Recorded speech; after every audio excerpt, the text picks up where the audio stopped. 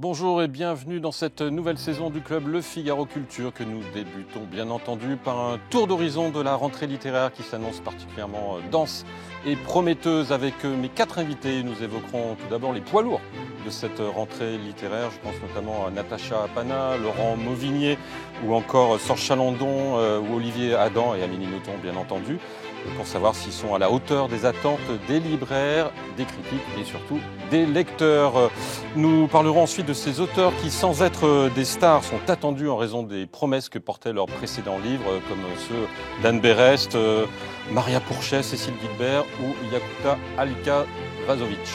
Et puis en fin de l'émission, un tour d'horizon des coups de cœur de livres peut-être moins attendus, mais qui ont vraiment tapé dans l'œil de mes 4 invités. Le club Le Figaro Culture, c'est tout de suite après le générique consacré à la rentrée littéraire.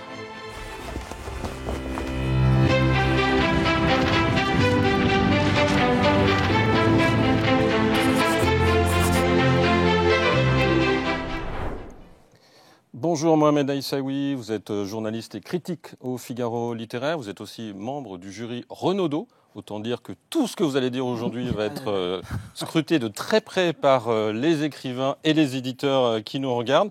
Et vous êtes aussi vous-même écrivain et vous faites partie de ces rares écrivains qui ont une chance incroyable, un privilège incroyable, mais dû à votre talent, puisque un de vos livres va être adapté au cinéma.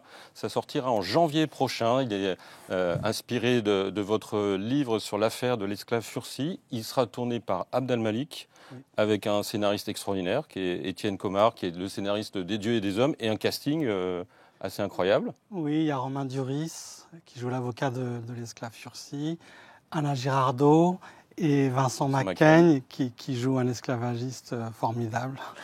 Voilà, vous avez participé un petit peu au... J'ai collaboré au scénario, voilà, avec Étienne Comard. Et merci de... on en parlera évidemment en janvier quand il sortira. Ce sera vraiment un des événements cinématographiques du début de l'année 2026. L'autre grand événement étant bien entendu les 200 ans du Figaro. Pascaline Potvin, vous êtes chef de service culture chez Madame Figaro. Et puis on peut vous entendre et vous voir régulièrement avec vos pastilles sur Madame Figaro, pile à lire, qu'on écoute religieusement. Bonjour Marin de Viry. Bonjour. Vous êtes critique littéraire et théâtrale au Figaro Magazine. Vous collaborez aussi bien entendu la revue de Deux Mondes. Et vous êtes aussi écrivain. Votre dernier roman est paru il y a quelques mois aux éditions du Rocher. Le continent masculin. Bonsoir Colombe Schneck, vous êtes chroniqueuse littéraire. Madame Figaro, vous êtes aussi romancière. Votre dernier roman qui commence à dater un petit peu, Mensonge au paradis, on attend le suivant aux éditions... Janvier prochain. Voilà, avec Mohamed, double actualité, aux éditions Grasset. Alors, vous avez peut-être remarqué que je n'ai pas cité le poids lourd des poids lourds de cette rentrée, Emmanuel Carrère et son Kolkhoz, paru aux éditions POL, qui écrase un petit peu cette rentrée. On en parlera longuement la semaine prochaine dans une autre émission consacrée à la rentrée littéraire et plus spécifiquement au prix, puisque toutes les listes seront tombées. Mais je vous propose de débuter cette émission avec son challenger numéro 1, en tout cas masculin, qui est Laurent Mauvigné, avec ce roman, La Maison vide, vide mais pleine de pages, puis il y a plus de 700 pages aux éditions de Minuit. Laurent Mauvigné, très grand livre à mon sens. Il est à son apogée. Je pense que déjà, il aurait dû avoir un grand prix littéraire avec ses précédents romans. Et là, ce serait dommage qu'un grand prix lui échappe. C'est l'écriture au sens majuscule. En plus, ce que j'aime beaucoup, c'est qu'il ne se regarde pas écrire. C'est un des rares écrivains qui est très discret. On le voit peu. Et surtout, je pense que c'est un de nos stylistes parmi les plus grands écrivains contemporains. Et c'est un livre très ambitieux qui raconte l'histoire de ses arrière-grands-parents, de ses arrière-grands-parents et de sa grand-mère, dont personne ne veut parler dans la famille. On apprend à la fin du livre pourquoi cette grand-mère est quasiment éjectée de l'histoire familiale. Et c'est vrai que c'est très proustien comme écriture. C'est des phrases qui font parfois 3 pages, ce que Bec BD déteste, vous verrez dans le Figaro Magazine, il n'a pas aimé, mais qui donne une musique assez incroyable. C'est aussi une ode à la fiction, c'est-à-dire que même si il y a des accents autobiographiques, cette maison vide, il va la remplir de personnages qui est un peu presque la mission de l'écrivain. Et là, la littérature va en soutien d'une ambition à la fois sociale, à la fois même psychologique, parce qu'on ne comprend pas pourquoi ça arrive dans toutes les familles, des gens un peu effacés, et là, il va leur redonner une sorte de vie. Oui, en imaginant complètement leur vie, parce qu'en fait, il s'appuie sur un piano, une commode, une photo, une lettre. Et il reconstruit de manière totalement fictive, mais crédible, les relations de cette famille qui peut-être ressemble à toutes les autres. Enfin, quand même une histoire gratinée, quoi. Jean Rouault avait fait la même chose avec les Chants d'honneur. Oui, bien sûr. En s'appuyant sur une faute. Prix Goncourt, je crois. Prix Goncourt, premier roman, prix Goncourt.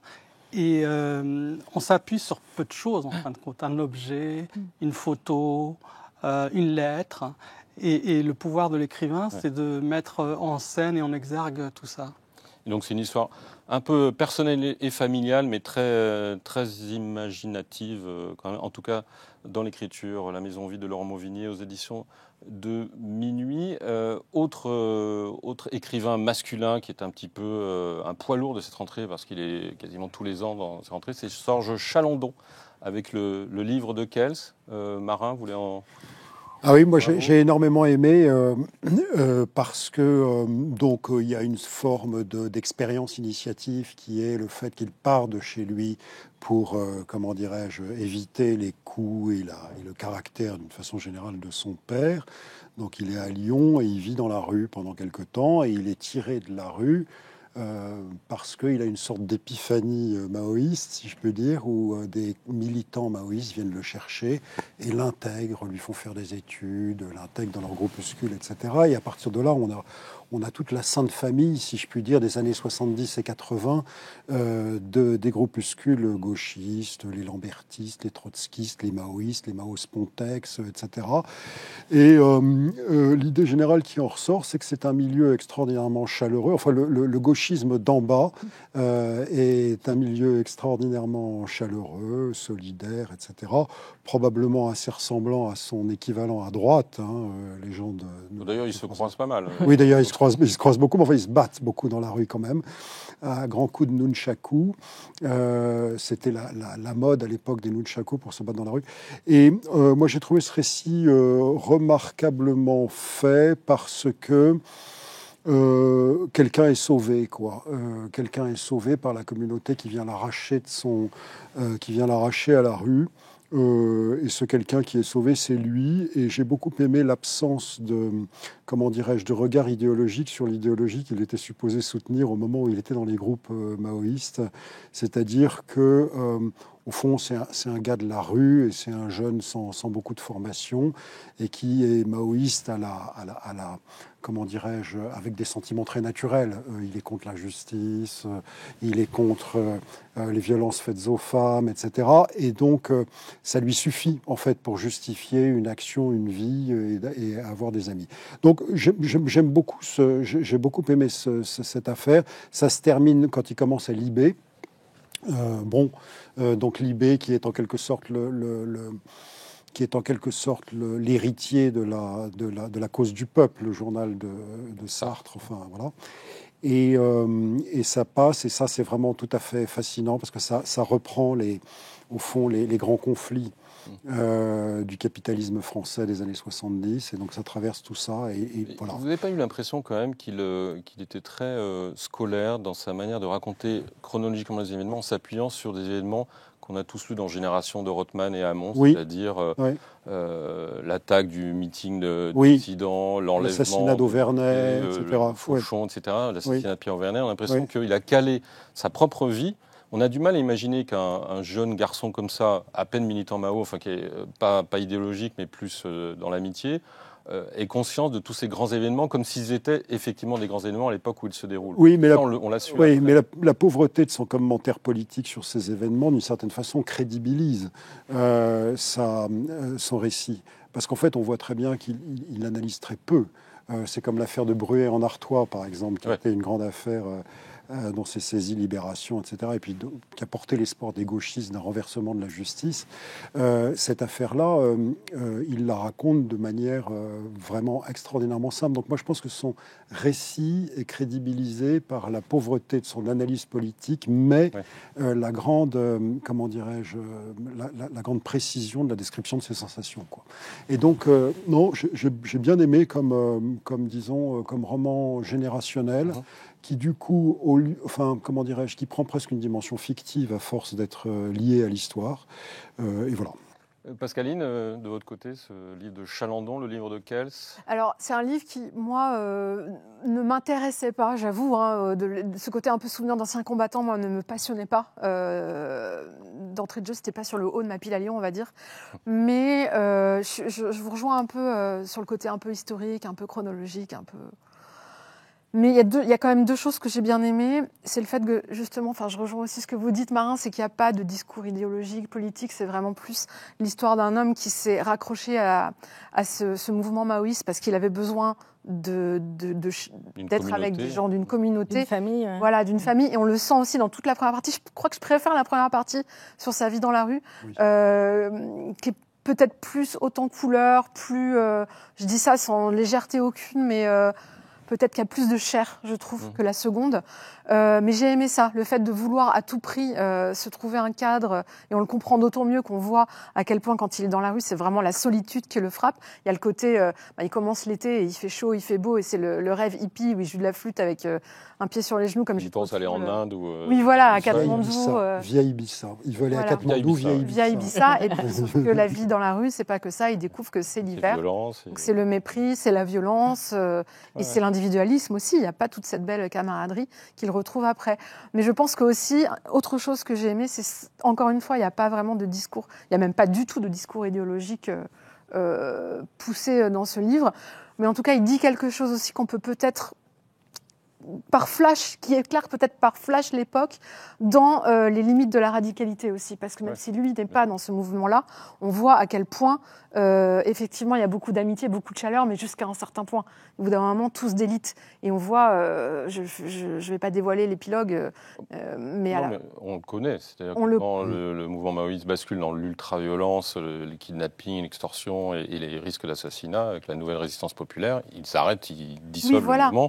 Et c'est comme ça que un certain nombre se retrouvent effectivement à la naissance de Libération. Mais d'autres, il faut attendre dans la drogue, dans le suicide, etc. Voilà, c'est ça. Mais ça, tout ça est connu, c'est pour ça que... C'est connu, mais alors du coup, voilà, pour moi qui suis moins familière avec tout ce mouvement-là, voilà, c'est pour ça que c'est pour ça que ça m'intéressait moins d'entrée de jeu, mais aussi que c'est comme ça que ça m'a rattrapée.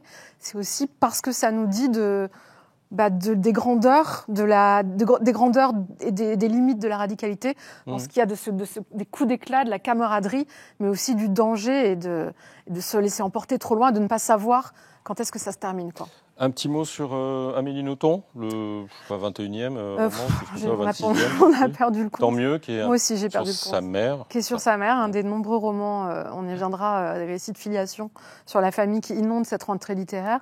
Moi, je trouve que les fans d'Amélie Nothomb aimeront, les gens que ça ennuie s'ennuieront.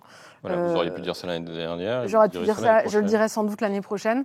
Que dire de ce livre que c'est, comme beaucoup d'Amélie Nothomb, enfin oui, encore une fois, mélange d'innocence et de noirceur, cette fois, âme sensible, hémétophobe et amoureux des chats, s'abstenir. Moi, je suis au moins un sur les trois, vous savez lequel. Donc, mais bon, j'ai quand même été jusqu'au bout. Ça se passe en Belgique, donc... Oui, voilà, mais bon, quand même, on fait du mal aux animaux, ça ne va pas. Non, mais voilà, ce côté...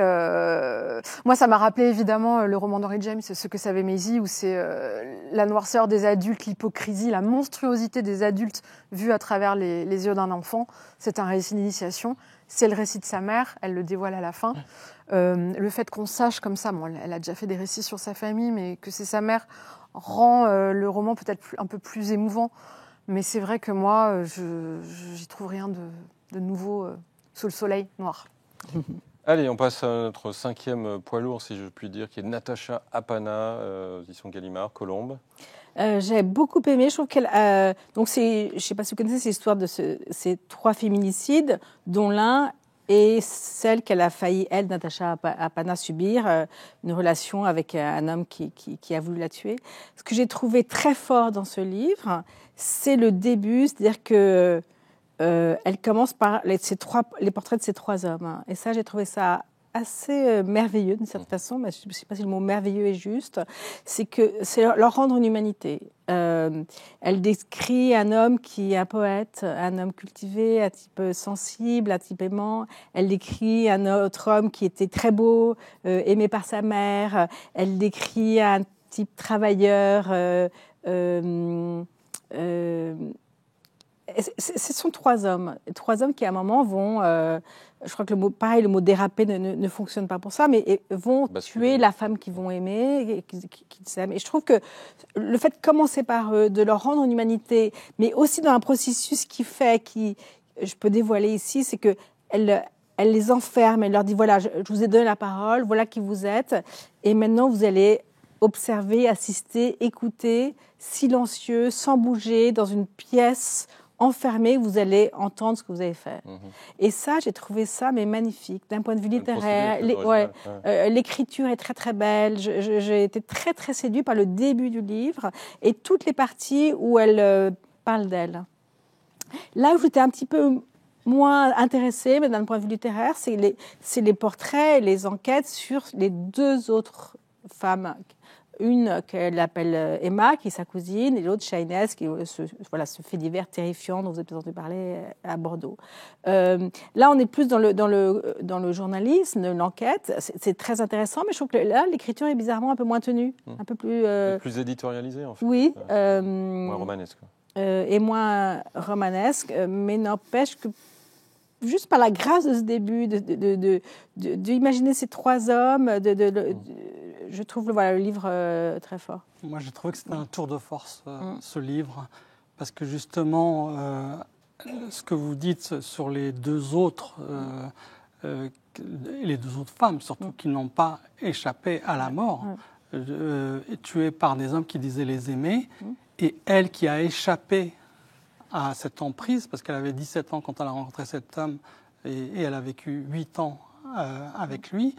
C'est un tour de force de raconter, et c'est avant tout pour moi un objet littéraire avec ce dispositif de vous taisez les hommes, maintenant on va raconter. Et c'est aussi une anatomie des violences conjugales qui conduisent jusqu'à l'assassinat. Et le processus de décrire par exemple ce qui se passe au tribunal, etc., moi, ça m'a rappelé le meilleur Carrère de l'adversaire, par exemple. C'est un dispositif littéraire, c'est pas un roman, nulle part c'est écrit roman, mais c'est un tour de force, c'est un objet littéraire quand même.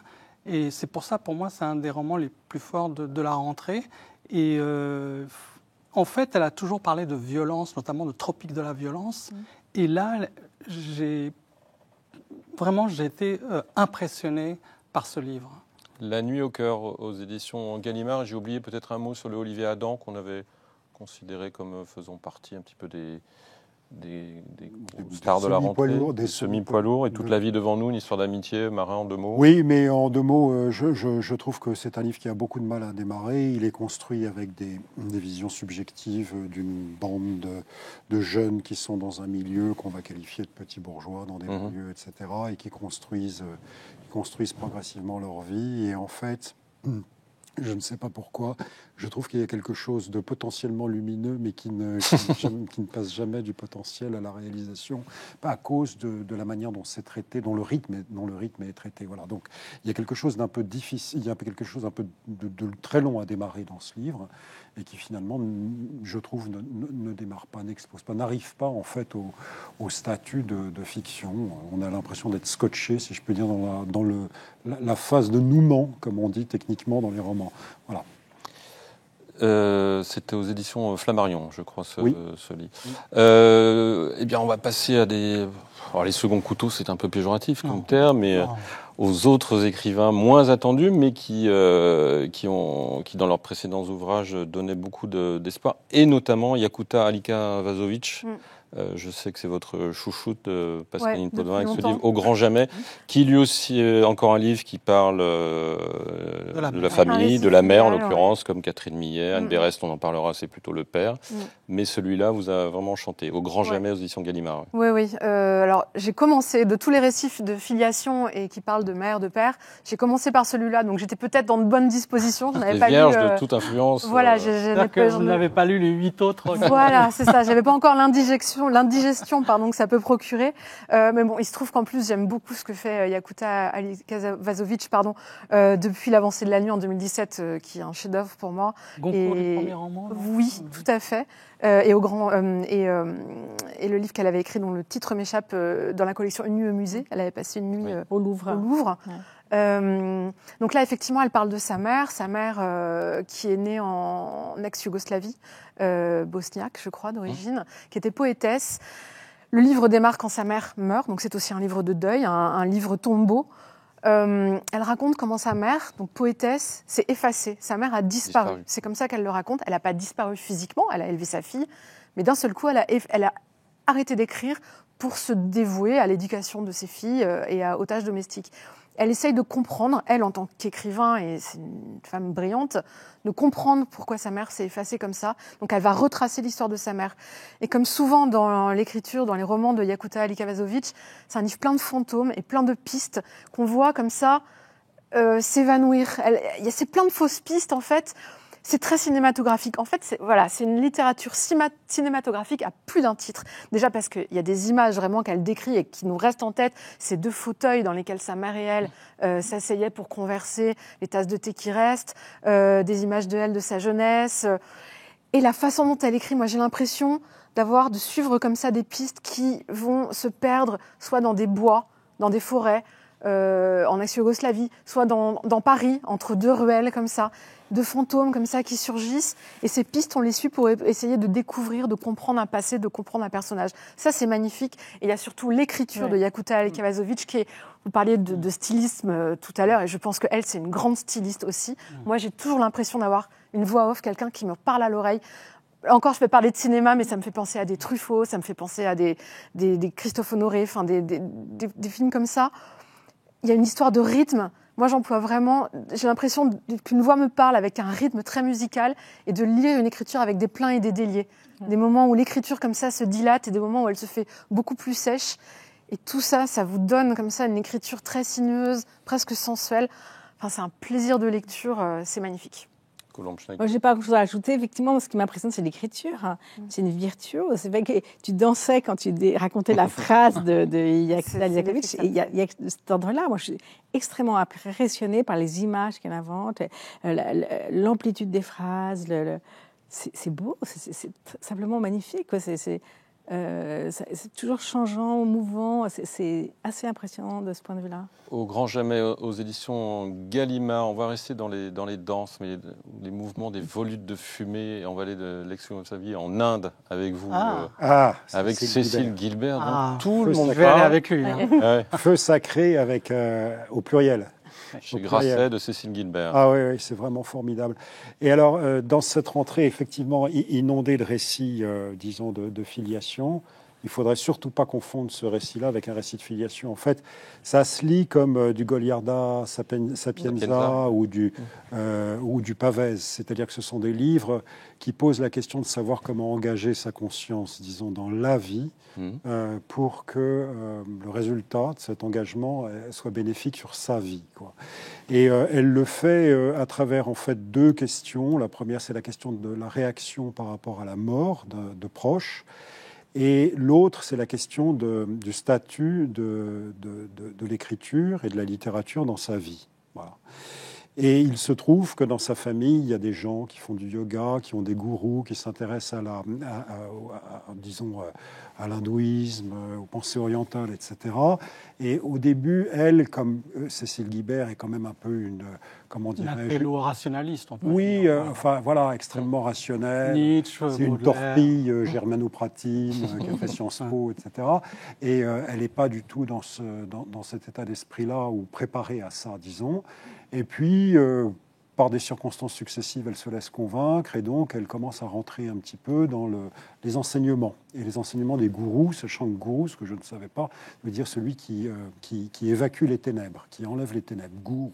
Il y en a un qui veut dire balayer et l'autre qui veut dire ténèbres dans goût et dans roux. Bon, voilà. Et donc elle va voir des gens qui balayent des ténèbres. Et alors, ce qui est très important dans cette affaire, c'est que si on n'a pas une relation personnelle intense avec le gourou, en fait, rien ne se passe du point de vue de son développement métaphysique et spirituel, enfin, plus spirituel d'ailleurs que métaphysique.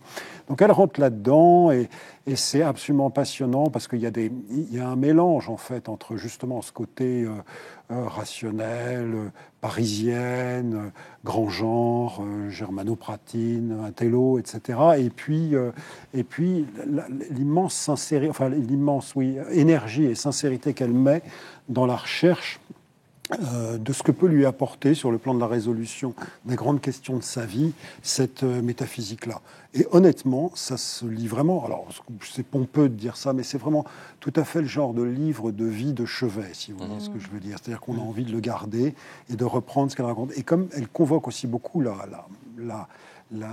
culture occidentale, que ce soit Nietzsche, Hölderlin, etc., on a ses repères aussi par rapport à son exploration hindouiste. Donc j'ai adoré ce livre et en fait j'ai trouvé que, pardon, je termine juste, son objectif à elle, qui était effectivement de se retourner a été atteint, quoi. Voilà. J'ai trouvé que c'était le livre le plus lumineux de cette rentrée. Justement, qui a une rentrée assez sombre. Et en fait, comment elle passe de la mort de ses proches, dont son petit frère, à essayer... Parce que, par la drogue, la plupart des morts qui l'entourent, c'est la drogue qui... Oui, exactement. Et vous parlez de gourou, mais là, c'est un gourou, disons, qui n'est pas sectaire. Non, pas du tout. Même au contraire, très ouvert. C'est presque un texte initiatique très solaire, simple, et vraiment qui est très touchant. C'est effectivement avec l'appui de la littérature. Ça, c'est magnifique, j'ai beaucoup aimé. Feu sacré aux éditions Grasset. Je ne l'ai pas lu, mais j'ai très envie de le lire. Oui, c'est déjà une lectrice. Merci, Marin. Vous, c'est Caroline Lamarche, votre... Oui, c'est retourne en Belgique. J'ai découvert il y a quelques années et qui me suis très impressionnée par Caroline Lamarche, son écriture, son humour. Elle a l'air très sympathique. C'est important. Et comme elle écrit des livres assez personnels, ce qu'elle raconte, elle vient d'une famille de la bonne bourgeoisie belge, famille d'ingénieurs. Elle est mariée, elle a 2 filles. Son époux s'appelle Vincent, en tout cas dans le livre. Elle est très heureuse de l'épouser. Mais quelque temps après leur mariage, il lui annonce qu'il est homosexuel, qu'il aime les femmes, les hommes, oui. Et elle se dit, parce il n'y a pas de normes, pourquoi pas? Je l'aime, il m'aime, mais il aime les hommes. Essayons. Ils vont essayer quelque chose. Voilà, elle va rencontrer les amants de son mari qui vont venir habiter chez elle, avec qui elle va partir en vacances. Et c'est raconté avec énormément d'humour, d'intelligence, de générosité, de chercher quelque chose peut-être qui est nouveau, qui n'existe pas. Il y a une norme, un mariage, un homme, une femme, pourquoi pas ce mariage à 3? Et à côté de cette histoire, elle raconte, un peu comme le livre de Laurent Mauvigné, c'est un disparu, un banni dans la famille. Un homme qu'elle appelle le bel endormi, qui a été banni, qui a disparu. Il reste une photo de lui. Et elle va à la recherche de cet homme. Et bien sûr, elle va se rendre compte que cet homme a été banni parce qu'il est homosexuel. Et c'est très beau, très élégant, très drôle. L'écriture est magnifique. C'est vraiment... Caroline Lamarche est un grand écrivain. Et je crois qu'elle est assez culte. J'aimerais qu'elle... Elle élargisse. Voilà, que tout le monde la lise. Et là, Marin, comme vous êtes un garçon élégant et poli, vous dites, à vous entendre, j'ai très envie de lire Le Bel Obscur de Caroline Lamarche aux éditions du Seuil, n'est-ce pas? Oui, je vais même lire tous les livres de Caroline Lamarche. On fait un petit tour rapide pour les confirmations ou non de plusieurs auteurs. Anne Berest, Maria Pourchet, qui était très attendue, Tressaillir aux éditions Stock, Mohamed. J'avoue ma déception. Ah bon? Oui, parce que cette fraîcheur qui avait étonné, qui avait même séduit. Là, ça marche moins, en tout cas pour ma part, et surtout, il y a cette posture que je n'arrive pas à m'enlever de la tête. C'est un écrivain qui se regarde écrire. Et en tout cas, c'est l'impression que j'ai eue. Et voilà, d'où ma déception d'un auteur que j'aime beaucoup. Le début est formidable, non ? Mais oui, parce qu'il y a le côté styliste, elle a une verve. Elle a une verve. Mais après, quand c'est répétitif, quand c'est automatique, voilà, j'avoue avoir été moins touchée. Vous n'avez pas tressailli, et vous, Pascaline, non plus ? Moi non plus. En fait, j'ai eu l'impression qu'elle avait... Son année. Oui, qu'elle avait poussé le curseur de ce style pour le rendre encore plus intense, mais qu'elle avait baissé celui de l'intrigue, de ce qu'elle a raconté, alors que ce qu'elle a raconté est passionnant, c'est très fort. Très fort. Voilà, une femme de 40 ans qui le quitte... sujet est magnifique. Le sujet est super, et qui quitte son mari, et elle parle de la peur que ça procure, que ça se fait pas, voilà, d'être seule, séparée de son enfant et tout. Et ça, c'est un sujet... attaquer une rupture par cet angle-là, voilà, c'est assez rare et c'est très juste et légitime. Mais je trouve que... oui, le style prend un peu le pas sur vraiment les idées. Donc moi aussi, on dit souvent... Pardon, oui. Pardon. Non, on dit souvent que la forme, c'est le fond qui ressurgit à la surface. Remonte à la surface, exactement. Et là, c'est la forme qui tue le fond, en fait. Il écrase le fond. Alors, je ne suis pas d'accord, mais bon... Oui, mais ça m'intéresse. J'ai trouvé ça...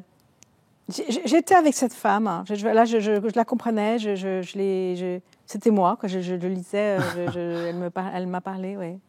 Et puis l'écriture de Maria Bourchette, tellement inventive, tellement... je me dis, mais comment elle fait quoi, je suis impressionnée, oui.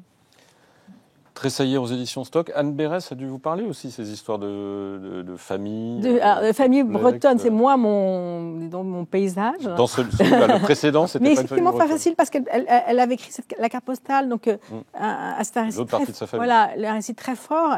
Et là, c'est plus difficile de rendre romanesque une histoire qui a priori l'est moins. Une coopérative agricole en Bretagne de pommes de terre, ça c'est l'origine familiale et le trajet, le trajet de son père.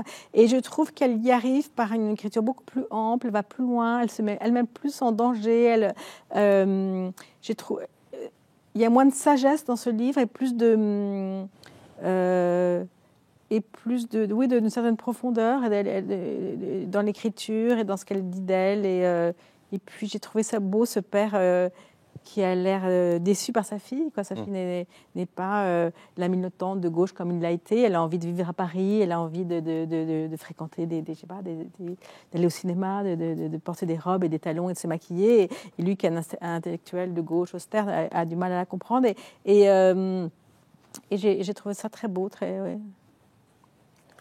Finistère, oui. Mohamed, Pascaline. Non, moi j'ai plutôt bien aimé aussi. Moi, la Bretagne et les pommes de terre, j'ai bien aimé.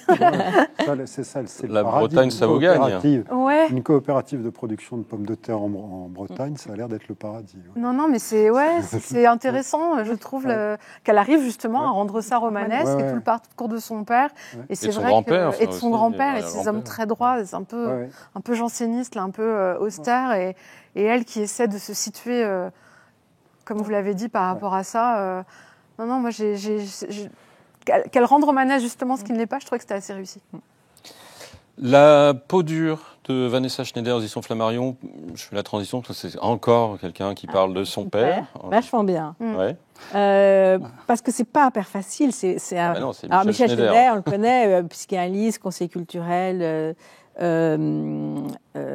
Journaliste au Point, il me semble. Oui, critique littéraire au Point, un homme qui a réussi. Et ce qu'elle raconte est terrible. Elle raconte la jalousie d'un père pour une jeune femme qui va commencer à écrire. Il n'y a pas que ça dans le livre. Mais elle le raconte avec sa fille. Avec sa fille. Elle le raconte avec beaucoup d'intelligence, d'affection. Et cette distance qui fait qu'on est capable de regarder un père avec un regard d'adulte, non plus la petite fille qui attend l'amour et l'affection qu'on lui doit. Et pour cette raison-là, j'ai trouvé ça assez fort. C'est souvent drôle. J'ai beaucoup aimé. Moi, je l'ai trouvé un peu vache, vraiment. Oui. Non, mais c'est vrai parce que le père a disparu il n'y a pas longtemps. Le livre arrive très vite et on se souvient qu'ils publient en même temps, tu vois, sans se prévenir l'un l'autre.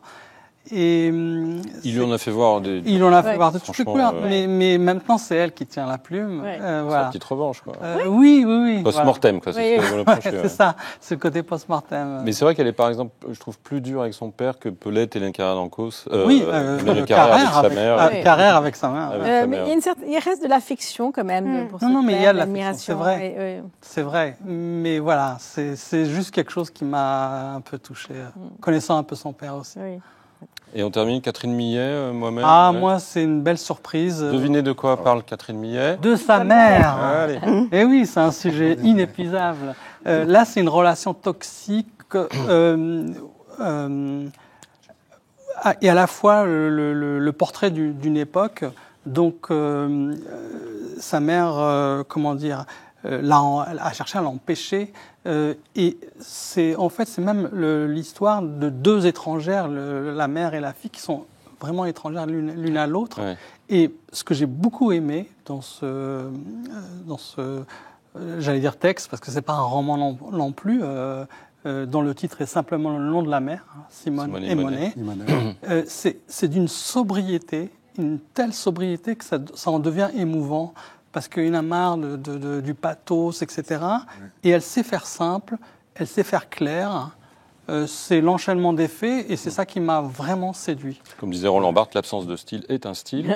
Non, mais je ne dirais pas l'absence de style. En fait, elle est dans un espèce de périmètre stylistique, Catherine Millet, dans lequel n'entre pas la métaphysique, la spiritualité, la moralité. Donc, elle est à un moment, c'est amusant parce que elle se décrit en train de regarder les photos de sa mère avec une loupe, et on a l'impression que c'est elle en train d'écrire, en fait. C'est une sorte d'entomologiste du style, et elle rejoint, je trouve, une sorte d'école. Je ne sais pas si je vais pas être critiqué pour dire ça, mais une sorte d'école du calme féminin en littérature, dans lequel il y a Yourcenar, il y a elle, il y a Madame de Lafayette aussi, enfin, une école du posé féminin littéraire. Voilà. Et franchement, le portrait de sa mère est très réussi, sans la moindre condamnation morale, sans le moindre ressentiment, etc. Et ce qu'il y a d'extraordinaire chez Catherine Millet, c'est qu'en fait, ce sont des toutes petites circonstances qui ont bâti un destin qui est le sien, un hasard presque, des pots pris avec des copains, etc., qui l'ont plongé dans ce milieu de l'art contemporain. Voilà. Et moi, j'ai trouvé que le livre, alors c'est comme commencement, son livre d'avant, c'est purement... comment dirais-je, c'est un récit, voilà. Un enchaînement des faits. Un enchaînement de faits, un récit, et quelque chose fait dans le style qu'on ne lâche pas ce roman. Vraiment formidable, formidable. Simone et Monet aux éditions Flammarion. Allez, je vous propose de passer maintenant au véritable coup de cœur. Je vois parmi les coups de cœur un livre qui s'appelle La Bonne Mère. On n'en sort pas. On n'en sort pas. De Mathilda Di Matteo chez l'Iconoclaste, Pascaline. On n'en sort pas. Premier roman. Premier roman, tout à fait, qui brasse tous les thèmes à la mode en ce moment. Donc ça parle de relations mère-fille, ça parle d'une transfuge de classe, puisque chaque roman c'est un roman à deux voix. Chaque chapitre, c'est une voix qui parle. L'un, c'est la fille qui est donc marseillaise, étudiante montée, comme on dit, à Paris pour faire Sciences Po, et l'autre, c'est sa mère. Le livre le dit lui-même, Cagole marseillaise dans toute sa splendeur. Et donc, ces deux voix, racontent un épisode de leur vie qui commence par la fille qui vient présenter son petit ami Bontin à la mère. Donc, choc des cultures. Donc, on a tout ce qui est à la mode en ce moment. Transfuge de classe, relation mère-fille, Marseille, qui est très à la mode. Moins que la Bretagne, mais quand même. Ah non, Marseille. Là, très, très, très, très branché, Marseille. Mais c'est un livre qui va au-delà de juste le livre à la mode, parce que déjà dans son style aussi, il est vraiment raconté avec l'accent. On entend vraiment, on peut entendre l'accent marseillais, notamment dans les passages racontés par la mère. Et au-delà, c'est un livre qui n'est pas dans la caricature. C'est pas une caricature de Cagole, c'est pas une caricature d'étudiante Sciences Po.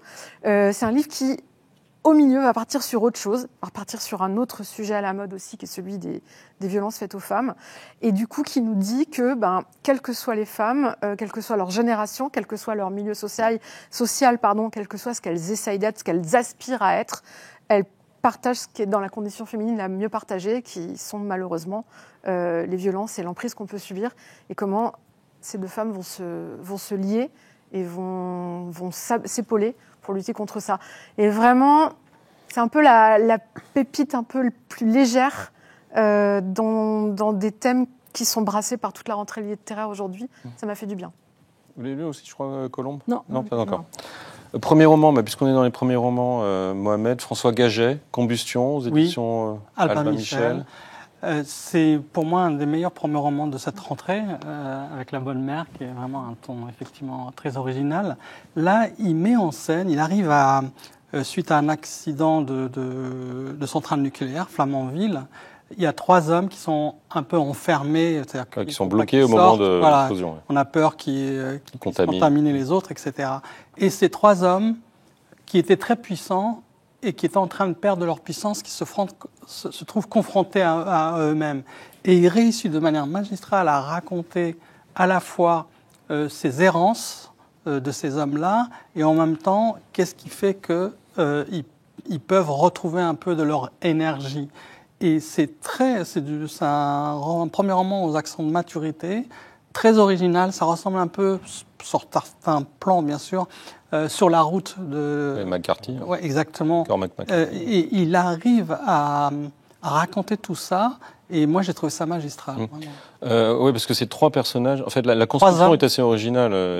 Oui, il y a pendant ils essayent de sortir de Flamanville, quoi qu'il y en a un des 3 qui veut pas, parce qu'il veut retrouver un héroïsme, lui qui perdait de sa puissance, de sa séduction. Parce que lui, c'était C'est Paul. Ouais, c'est ça. Paul qui était le banquier d'affaires puissant, jolie femme, etc.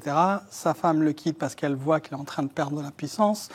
Et lui-même, il essaye de retrouver tout ça, son pouvoir de séduction, son pouvoir social. Et donc, il veut devenir un héros en restant à côté de Flamanville. En se rapprochant même de la centrale nucléaire. Exactement, le plus près de la centrale nucléaire pour aller... quasiment suicidaire, quand même. Il y a un côté suicidaire ou peut-être héroïque, à aller savoir. Et c'est vrai que le système de narration qui alterne entre ce qui se passe dans la relation avec ces 3 hommes, 3 amis, et puis leur parcours, qui a abouti à ce qu'ils arrivent à cette marche qui était une marche de la dernière chance et qui ont plein d'accidents. Non, très très réussi, vraiment. François Gaget, donc aux éditions Flammarion. Aux éditions Albin Michel. Albin Michel, pardon. Ouais. Marin, Alexandre Postel. Oui, Alexandre Postel, tout oui. Très très bien. Partage avec. Oui, aussi, ouais. Un beau jour, une éditrice, Ça s'appelle Tout oui, aux éditions de l'Observatoire. Pardon. Oui, Tout oui, donc aux éditions de l'Observatoire. Un beau jour, une éditrice qui a tout sublimé dans son métier, elle n'a pas d'autre vie que son métier, voit arriver un homme qu'elle connaît vaguement parce que c'est le mari d'une ancienne amie à elle qui a un projet de roman, et ce projet de roman consiste, enfin un projet de récit-roman qui en fait consiste à faire des chapitres au fur et à mesure à faire des chapitres basés sur le fait qu'il écoute des gens qui font l'amour. Il écoute clandestinement des gens qui font l'amour. Et alors, il enregistre des gens qui font l'amour à travers des cloisons, etc. Il se débrouille.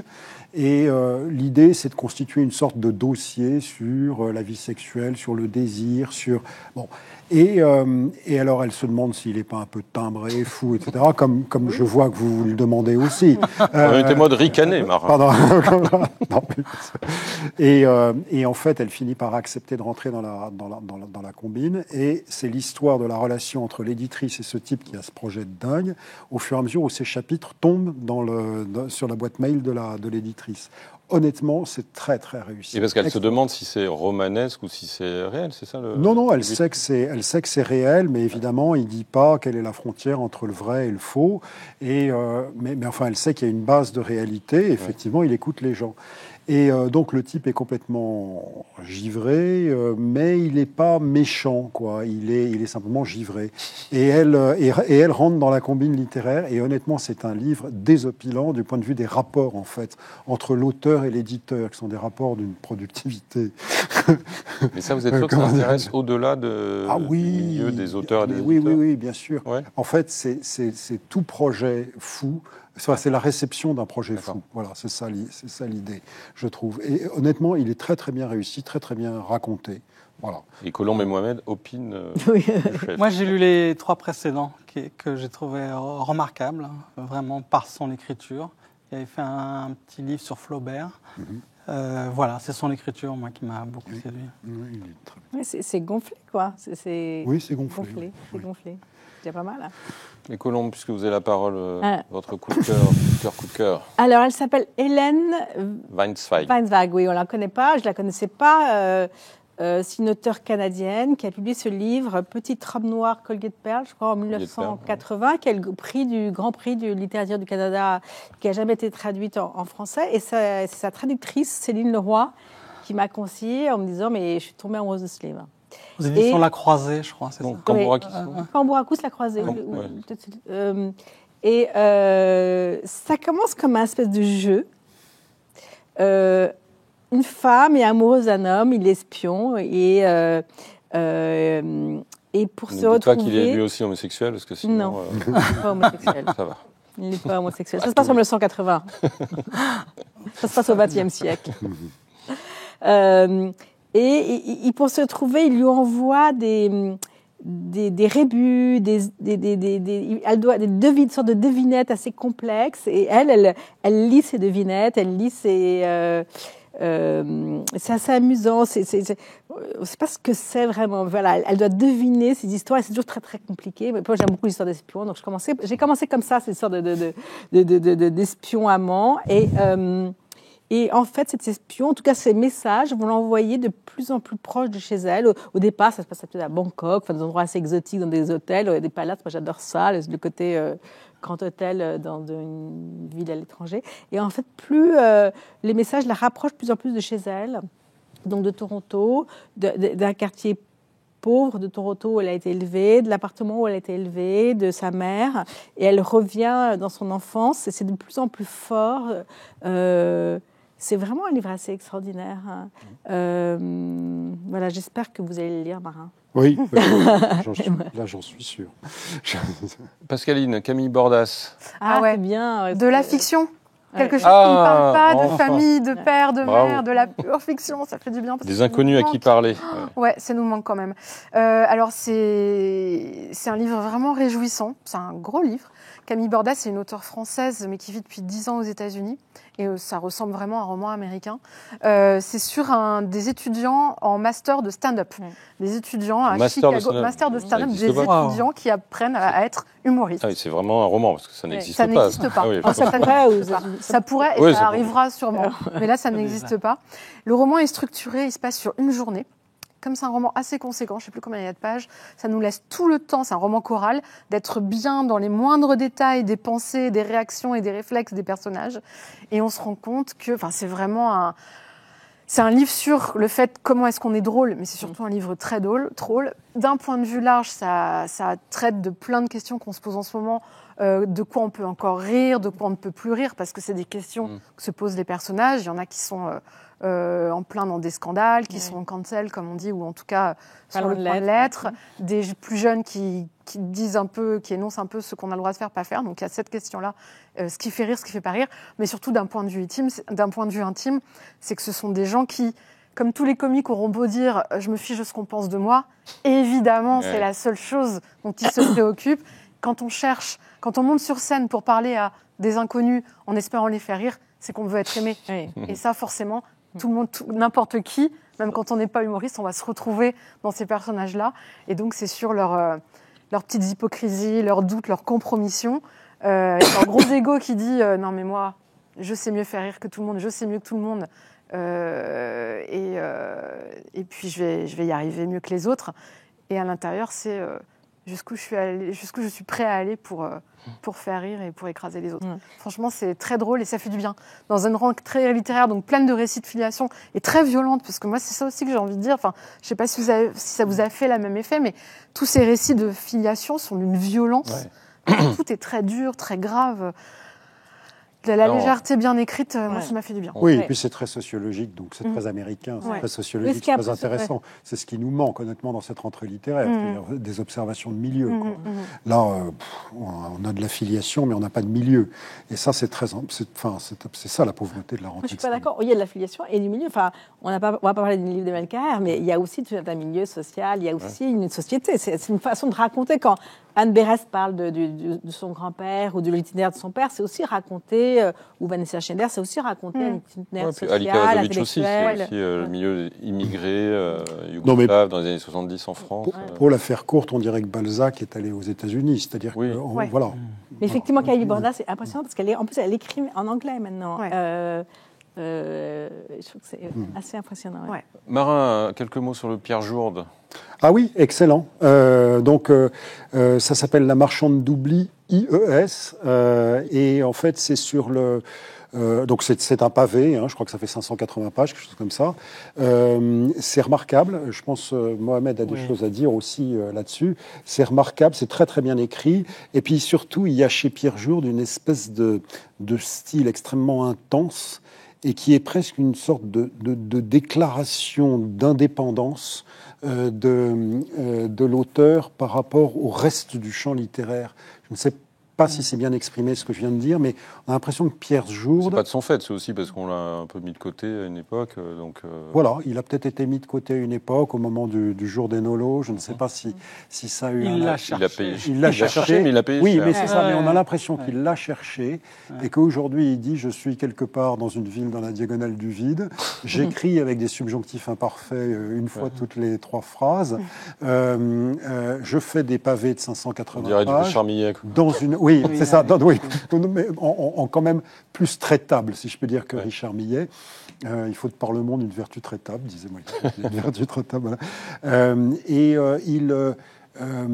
donc il y a l'expression d'une singularité stylistique, d'une singularité dans le récit. Alors c'est de la pure fiction, parce que ça parle du milieu du cirque, et c'est vu sous l'angle d'un couple constitué d'un docteur et d'une jeune femme qui fait partie d'une fratrie de cirque. Bon, c'est vraiment très très beau. Honnêtement, c'est très beau et très singulier. Voilà. La marchande d'oubli aux éditions Gallimard. Un mot peut-être sur Sylvie Le Bihan, Mohamed, oui, on parle de Solaire. Là, en plus, on a le film de Ozon qui adapte L'étranger de Camus bientôt. Donc Camus va être à nouveau, enfin il est tout le temps à l'honneur. Oui, c'est vrai. Et là, ça raconte la... Et là, c'est Sylvie Le Bihan de manière romanesque, puisqu'elle invente un personnage qui travaille pour Bernard Pivot, qui lui demande d'aller rencontrer des gens qui ont connu Camus. Et elle va à la rencontre de Louis Guillou. Et tout le roman, c'est vraiment un roman, c'est cette amitié solaire entre Louis Guillou, donc elle met le focus sur Louis Guillou. Donc en Bretagne. En Bretagne, bien sûr, à Saint-Brieuc. Oui, c'est plus moderne que Marseille. Voilà. Et puis entre Albert Camus, leur correspondance est une ode à l'amitié. Et j'ai été impressionné par le travail de Sylvie Le Bihan, qui, sans forcer sur la documentation, sur les archives, etc., met en scène avec des dialogues, des récits, et elle signe peut-être les plus beaux portraits de Louis Guillou et d'Albert Camus. Louis Guillou, qui est l'auteur de ce livre exceptionnel, Le Sang Noir. Le Sang Noir, exactement. Un livre fabuleux. C'est aussi aux éditions de Noël avec Camille Bordas. Très belle rentrée de Noël. Je suis désolé, il reste vraiment pas beaucoup de temps, Pascaline, pour parler de Rebecca Warrior. C'est vraiment pas de chance. Mais vous avez le droit d'en parler pendant une minute. On n'est pas d'accord avec ce livre. Toutes les vies aux éditions Stock. Voilà. À couper. Premier roman de celle qu'on connaît comme une musicienne dans les groupements de Filtia, Sexy Sushi et Compromat aujourd'hui, qui sont tous d'excellents groupes. Je vous les conseille. En gros, Rebecca Warrior, donc, elle fait le récit d'un deuil. Elle a perdu sa compagne d'un cancer du sein. Elle raconte la découverte de la maladie, comment elle accompagne sa compagne, comment elle perd sa compagne, le choc de la mort, le deuil insurmontable, la douleur qui la rend presque folle, tout ce qu'elle va faire pour essayer d'appréhender cette douleur. Comme c'est une personnalité intense, extrême, elle va aller vers des extrêmes, que ce soit la fête, la rage, le chamanisme, des retraites zazen extrêmes, des expériences avec de drogue dure dans des pays, dans des coins, voilà. L'expérience de la solitude aussi, mais aussi l'expérience de la littérature, parce qu'elle parle à la fois de ce qu'elle lit. Donc elle raconte comment elle lit Rousseau, comment elle lit Marc Aurèle et l'expérience de la littérature qu'elle fait elle-même. Et c'est un très beau roman, à l'os. Pour moi, c'est un roman fait d'os et de larmes qui va au-delà du pathos. C'est très intense et ça fait du bien. Mais c'est peut-être une expérience d'écriture, mais aussi une expérience de lecture. Hein. Pardon, mais c'est... Et ouais, mais moi, c'est une expérience d'intensité que j'ai bien aimé, avoir un choc. C'est-à-dire qu'elle a lu Camille Bordas. Ah non, en plus, c'était l'envers. Les gens sont autorisés. Merci beaucoup à tous les quatre pour ce club consacré à la rentrée littéraire. On reviendra sur cette rentrée littéraire la semaine prochaine et on parlera un petit peu des prix littéraires, mais avec Mohamed, on ne voulait pas vous mettre dans l'embarras et donner des pistes pour le Renaudot. Donc on parlera de la rentrée littéraire et des prix sans vous. Ce sera la semaine prochaine. D'ici là, je vous souhaite une très bonne soirée et une très bonne semaine. Merci à tous.